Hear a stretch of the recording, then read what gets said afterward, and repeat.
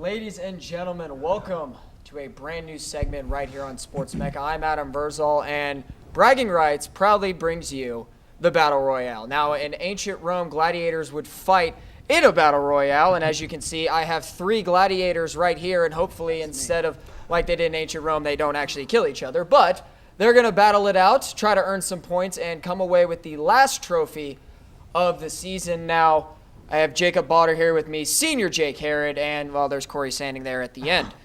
Ouch. So, guys, here is how the game works. We have 4 categories that we're going to talk about. First one being fact or fiction. Pretty self-explanatory. Second one, above or below. It's kind of like over and under. We were debating on numbers. And the third category is Mad Libs, where you guys will I will give you a scenario, and then you'll give me a 1 or 2-word response to the question. And then finally, overreaction or not an overreaction. I know it's a little tricky, but you're basically just going to tell me if the hype is real or it's not. I will award points based on answers. Answers, will be based on how much information you bring to the table. The facts you give doesn't have to be right, but it has to at least sound good. Sound good? Perfect. Let's run it. Good. All right, let's get things started. First section is category number 1, fact or fiction. Number 1, Jake, you're the senior. We're going to start with you. The SEC East will be better than the SEC West. Well, I'm going to start this out with a big old fat fiction. I do not think the SEC East will be as talented. I mean, roster-wise, they're not as talented. You got teams trying to rebuild, multiple new head coaches. I think the West continues that dominance in the SEC. All right, Cory, fact or fiction?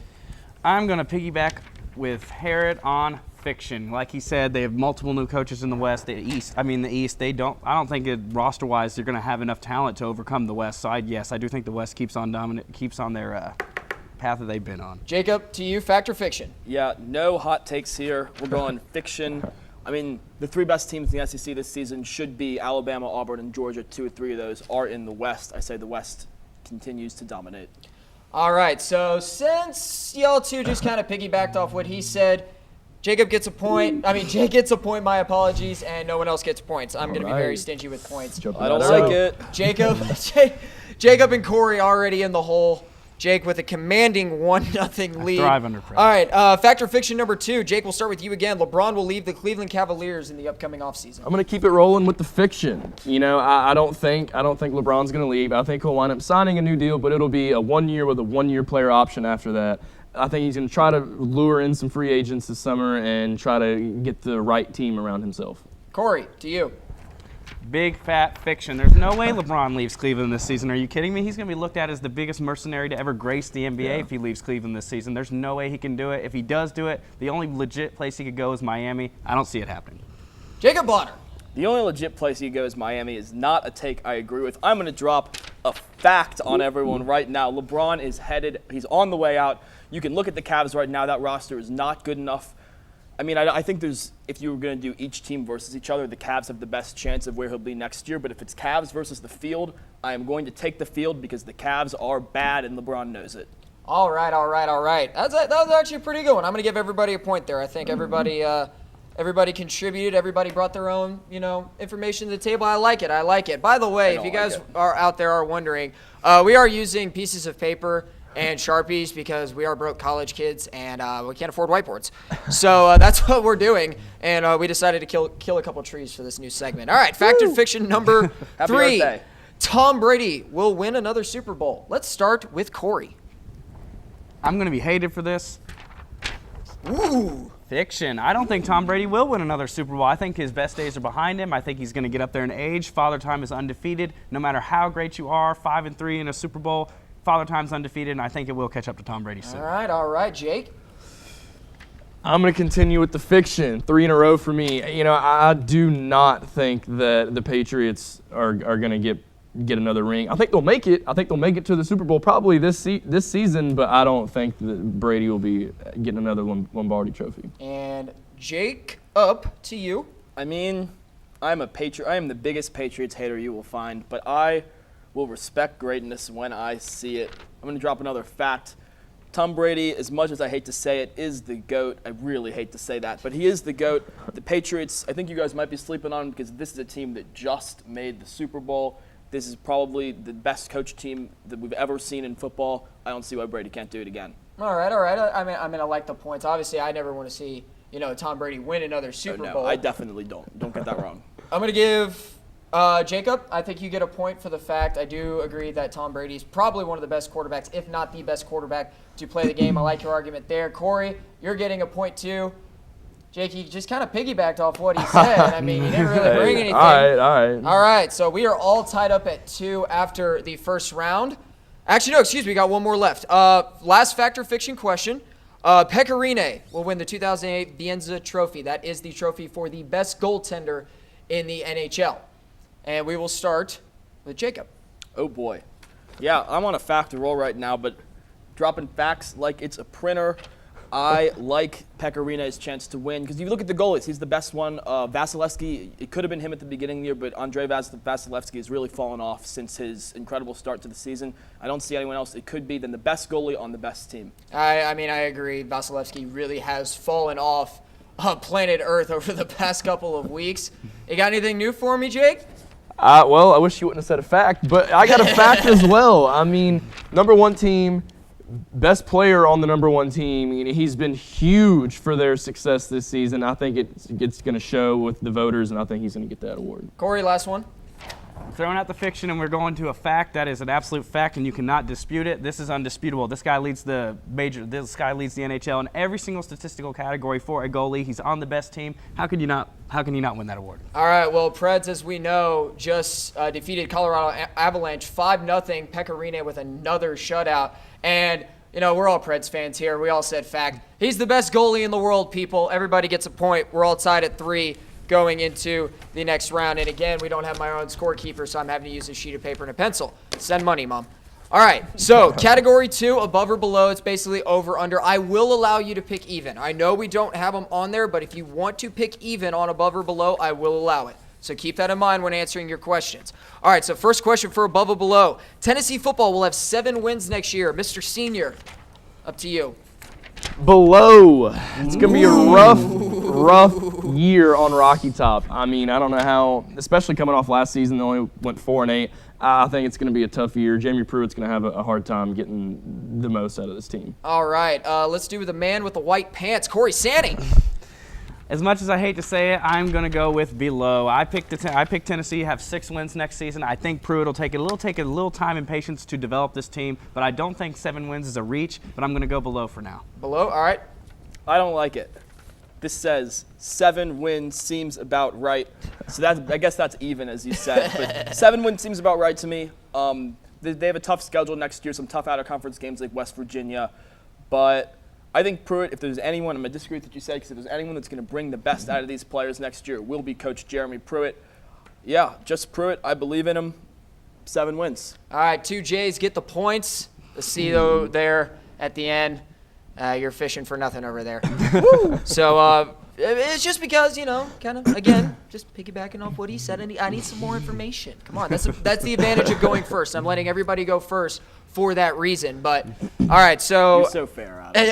I am fair. I think I'm the most fair host that we could possibly have on this show. I mean, we're just kind of running with this show. Like, the rules don't even make sense. So question number 2 for above and below. Will Giancarlo Stanton hit 60 home runs this season? Jacob, above or below? I am going to drop an above. I know he's had a rough start to the season, but we've seen time and time again, this guy can jack balls out of the park like pretty much no one can since the steroid era was in full swing. I believe in his ability to come back, and he's going to get a lot of RBIs this year with Gary Sanchez and Aaron Judge batting around him. All right. Let's keep going down the line. I'm going to say no. That's a big fat below 60. Yes, he had 59 last year, and yeah, it's a shorter ballpark, especially in right field in the Bronx.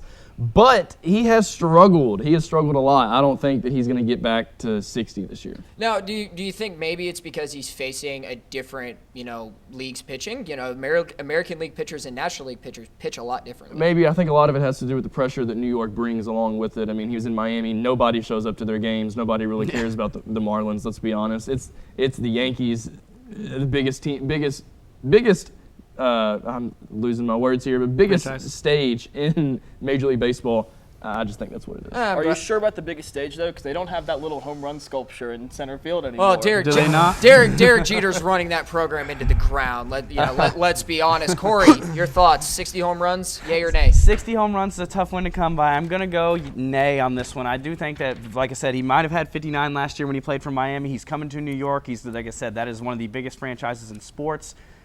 I think it's going to be tough on him. I think it'll be tough to hit 60 home runs. These guys said the rough start will impact how he's going to play at the end of the season. I don't think he'll get it. All right. Yeah, I'll give everybody a point on that one. That was good argument. So everybody gets a point. Corey, you're at 4. Jacob and Jake are at 5. 2 more questions left in above or below. Question number 3, Predators and Jets. We just got talking about the best goaltender in the league so far, Pekka Rinne. Predators and Jets, Game 7. Do you think it gets there? Corey, we'll start with you. I'm going to go below. I do not think it's going to get to Game 7. Like I said, the Preds are the best team in the league. They've shown it They've shown it all through this year. I don't think it'll go in Game 7. Sorry, get that. No. No? All right. How many games in? Give me 5. 5 games. All right. Game 5. All right. Let's go with you, Jake. Okay, I'm going to say below as well. I think the Preds are going to continue to have that dominance throughout the postseason, and Pekka Rinne is just going to be a huge factor in all of that. I think they'll win in 6, but I don't think it'll reach 7. All right, Jacob, what do you think? I am going to continue the custom cards out here. Preds in 7. I think 5 is disrespecting the Winnipeg Jets, who've been a top 5 team this season. I think these are the 2 best teams in the West in Nashville and Winnipeg. I think the Preds are better, but I think these are 2 very good teams in a slugfest. We're going to get 7 games. All right, Jacob, Corey, they get the points for this one. Ouch. Jake, no dice, sorry. And Jacob has taken a 1-point lead. Corey and Jake, you guys are tied at 5. All right, so here we go. Some NBA for you knuckleheads over here. By the way, the amount of NBA these people talk, it's ridiculous. I hope everybody's been watching the shows because it's ridiculous how much NBA they know. And I pretty much know nothing about the NBA. So the Warriors will win at least 2 more championships with their core 4. Let's start with Jake. I don't need this above. I'm going to go ahead and fold this up and throw it off to the side. Below, I don't think they're going to get 2. Klay Thompson's a free agent after this season. He might walk out the door if somebody offers him more money. I don't think they're going to get 2. I don't see it happening. Corey. I'm going to go, honestly, I'm not going to pull up a card this time because I'm going to go even. I do think that they will get exactly 2 more. This is a group of players. I mean, do you really want to break up this core when they're going at a historic pace? They won 73 games without Kevin Durant. Now they have the 2nd and arguably 3rd best player in the world on their team. You think Klay Thompson's going to want to get catch and shoot opportunities anywhere else? No. I do think they will win 2 more. Mr. Botter. I am going to drop an above, and I don't like that I'm doing it. I hope the Rockets win this year. I hope anyone other than the Warriors continue to win. That is well. But this is the best basketball team potentially we've ever seen. 2 of the best 3 players in the league on it, one of the best 3 defensive players in the league on it. And then Klay Thompson, I know he's going to be a free agent, but like Corey said, why would you want to leave if you're Klay Thompson? Why would you want to leave if you're any of these guys? This is a note to the Warriors management and their owners. Pay the luxury tax to keep these guys together because you have one of the greatest teams of all time. They're going to keep winning titles. Hope you're listening, Steve Nash. I mean, money does talk, boys. We all know this, especially when you're a broke college kid who can't afford whiteboards. Everybody gets a point on that. That sounded good. So everybody gets a point. All right, a couple more segments to go. Mad Libs, Marcus Mariota needs what to get the Titans back into the playoffs?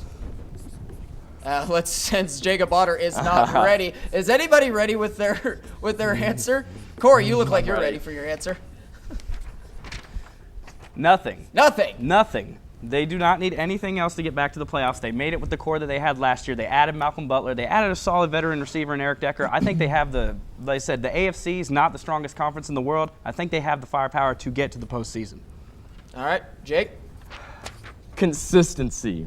Decker's gone, by the way. But let's be honest, the Tennessee Titans did not have a good year. Nobody had a good season. Mariota regressed throughout the year. I think he needs help from all around. Offensive line struggled. The defense struggled. It's going to take the most from Mike Vrabel and Matt LaFleur to get this team back into the playoffs and win more than just one measly wild card game. Jacob Otter. Marcus Mariota needs a new scheme. Why do the Titans insist on running a pro-style offense with the most explosive quarterback maybe you'll find in the entire league. This is the NFL, the state of the NFL today. There's read option everywhere. There are college schemes everywhere. There are RPOs everywhere. Mariota showed he could definitely run these at Oregon. I don't know why the Titans don't have an RPO-heavy offense. You saw Alex Smith had a better year than Mariota did. It's not because Alex Smith is better than Mariota. It's because Andy Reid tailored his game plan to Alex Smith's skills. Mike Vrabel better start doing that. The Titans need a new scheme. Most explosive. I like it. I mean, they got new uniforms. Does that count? That's like half of it. All right. Jacob and Jake get points. Corey, every team has improvements wherever they need to go. Nothing is just a silly answer. Come on. All right. Running a little short on time, so we're going to skip number 2 just because I want to. Oh, fine. We'll do number 2. All right. LeBron's win last night to tie the series at 2-2 was blank. Goat-like. Goat-like. He continues to put the team on his back and make his players better, make the team around him better. Corey. Goat-like. Expected. It's LeBron James. He's the best player in the world. He's been the best player in the world for the past decade. I don't know how many times we need to say it. The Pacers can't beat LeBron. They haven't beat him since 2013, 12, 14. They're not going to do it again. I love how you went out of order. Jacob. I did. I love it. Sad. Someone get this man LeBron some help because his second best player on his team, being Kyle Korver, is not doing anything for him right now. Kevin Love has been missing all series. Just this is why LeBron needs to get out of Cleveland. He already brought them their title. Come on. Someone get LeBron some help. All right. Sad. It's NBA. Everybody gets a point. Jacob's got 9. Jake's got 8. Corey sitting at 7. Got a little ways to go. Jeremy Pruitt putting Tennessee back on the map will require blank. It will require time and patience because, as we learned with Tennessee football, the winners aren't built overnight, champions aren't built overnight. Pruitt will take time to get this team back to the next level. And like I said, it will take time and patience for Pruitt to get Tennessee back to the level of prominence that we were used to seeing so many years ago. Just give this man his This point. is the advantage of going first. Both fine. these guys wrote patient. They're not getting points. Corey right back in it.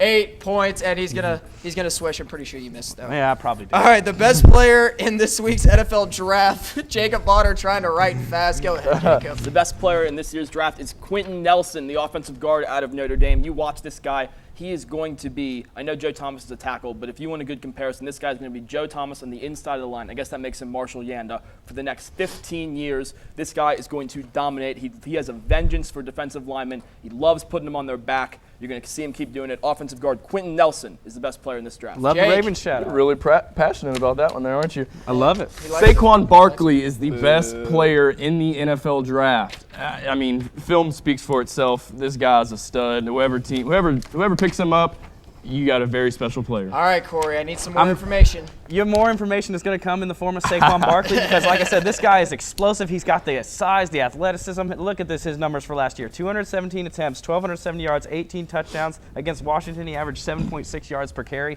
People are looking for that type of Ezekiel Elliott explosiveness, and I think that this guy will provide that. All right, Jacob gets the point because offensive lineman, in my opinion, wins Super Bowls. Corey coming in with the facts, even though he went second, gets the point. Jake, got nothing for you. All right, so Corey and Jake, Corey has 9, Jake has 8, Jacob's sitting at 10. I'm pretty sure I did that scoring right. All right, moving on to overreaction or not an overreaction. Deshaun Watson and DeAndre Hopkins will be the best duo in the NFL in 2018. Go ahead, Jake. Overreaction. You know, they both, in the small window of time we saw Deshaun Watson last year, they were electric. They were very electric. But Antonio Brown is still the best receiver in the NFL. Ben Roethlisberger loves feeding him the rock. That's the best duo. All right, Jacob, you were shaking your head. I was shaking my head. Now, not an overreaction's kind of a mouthful, so I have the word sounds about right. That's multiple words. Words. But it sounds about right. Ben Roethlisberger is not what he used to be. He's getting up there in age. I want to say he's 37 or 38 now. And more importantly, there are not that many weapons on the Texans' offense. And so it's going to be a lot of force-feeding Nuke Hopkins. I see a big year for him. Corey. I'm going to go with overreaction simply because, you may say Ben Roethlisberger might be over the hill. He can still throw the ball better than Deshaun Watson can. As the little sample size that we saw, he was explosive. He looks like the next step for the Texans. But I'm going to go ahead and go with Ben and Antonio because they've proven it. DeAndre Hopkins hasn't proven he can stay healthy for an entire season. We'll see. All right, Jacob, I don't understand your answer, so you're not getting a point. Jake's the only one getting a point for this one. Right, comeback He's within one of Jacob, Corey, and Jake tied at 9. The Patriot Way will keep big name free agents from signing with them. We will start with Corey. I'm going to go with an overreaction simply because I do think that they're going to be in play for Des Bryant. I thought the Ravens had him. They signed Willie Snead. I think that takes them out of the running. I think that they'll have a shot at signing Des Bryant. I think that'll be an overreaction. All right, Jake. Big fat overreaction. Why would you not want to play for Bill Belichick? Why would you not want to compete for a Super Bowl year in and year out? I like the Des Bryant reference. I think that is a very strong possibility. I don't see them losing free agents. Brady, too. Exactly. Look, I might be dropping takes, but I'm going to match them with overreaction. This team was very literally in the Super Bowl last year. They were very close to winning the Super Bowl again. Yes. For the, 7th time? Yeah. Who wouldn't want to play for the Patriots? Who wouldn't want to play? All right, everybody gets a point on that one. Good dialogue, good information.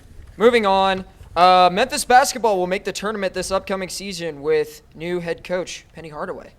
Let's start with Jacob. Oh, yeah. Penny Hardaway is going to lead the Tigers to the promised land this season in his first year as coach, and here's why. Because this man is an incredible recruiter. We are seeing so many players decommit from their colleges, from their choices. Alex Lomax, Tyler Harris both already did it. These guys they're transferring to Memphis after a single season because they know that Team Penny is the place to be. Memphis will be in the tournament this year and for a while. All right, Jake. I'm going to agree with you. Not an overreaction. Memphis gets some great players year in and year out. They know how to recruit. I like Penny Hardaway coming back to his alma mater. I like Mike Miller coming to help out as an assistant. I think they're going to bring in some guys, and they're going to get back to where they should be. Cory, what you got for me? It's definitely not an overreaction. Memphis will easily make the tournament. There's no doubt about it. Penny Hardaway coming back to his alma mater. Like Jacob said, he's a fantastic recruiter. You see kids decommitting from schools. Like, you can't get any new information from that. Not on top of this, who wouldn't want to play with one of arguably the most explosive point guards to ever suit up for the NBA franchise? Cory, you almost didn't get a point there. You saved it on the last line. Everybody gets a point. Well, thank you. Cory, Jake still tied at 11. Jacob, you have 12. Oh, boy.